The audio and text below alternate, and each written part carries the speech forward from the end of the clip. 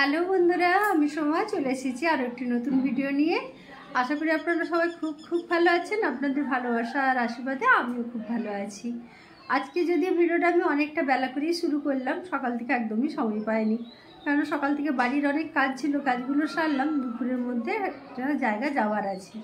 যাবো বলতে আমাদের এই মেদিনীপুর শহরেই একটা হচ্ছে খুব পুরনো নবগ্রহ মন্দির আছে, সেখানেই যাব। আর ওখানের বাৎসরিক অনুষ্ঠান আছে, সেখানে অন্নভোগেরও ব্যবস্থা আছে। তো সেই জন্য দুপুরের মধ্যে কাজ সেরে তাড়াতাড়ি করে বেরিয়ে যাওয়া। তো ওখানেই যাচ্ছি, চলুন সঙ্গে থাকুন।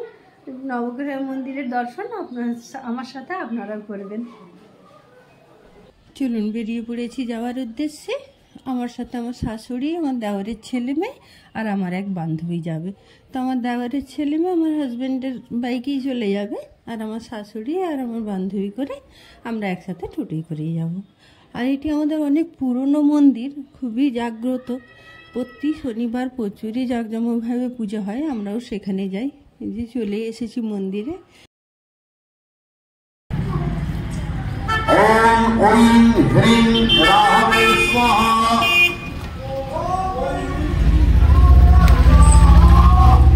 ओम ह्रीं राहवे स्वाहा ओम चोमाय स्वाहा ओम सर्पाय स्वाहा ओम ह्रीं छिन्नमस्ताय स्वाहा ओम वराहाय स्वाहा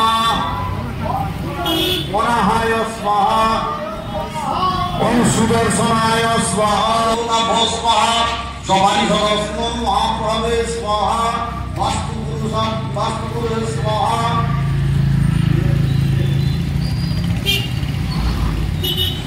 ईश्वरीमानसादिवे स्वाहा। এই মন্দিরটি আমাদের মেদিনীপুর শহরের নতুন বাজার এলাকায় অবস্থিত, একেবারে মেন রোডের ওপরে। চলুন তাহলে, ঠাকুরের দর্শন তো হলো। এবার আমার দেওরের ছেলে বলে যে মা চলো ভোগের ওখানে যাই। ভোগের ওখানে গিয়ে আবার লাইন দিয়ে দাঁড়াতে হবে, ওখানেই সামনেই ভোগ খাওয়ানো হচ্ছিল। ওখানে পৌঁছতে গেলাম, যে দেখছি এত ভিড়। ওখানে বসেই ভোগ খাওয়ানোর ব্যবস্থা হয়, প্যান্ডেল করে বসে আছে, কিন্তু ওরা যারা হাতে অপেক্ষা না করতে পারবে তাদের জন্য এইভাবে টলিতে করেও রাখা আছে, তারা থালায় হাতে করে নিয়ে খেয়ে নিচ্ছে। তো লাইনে তো দাঁড়িয়েছি, লাইন দেখে তো মাথা ঘুরে গেছে, কতক্ষণে ভোগ পাবো জানি না।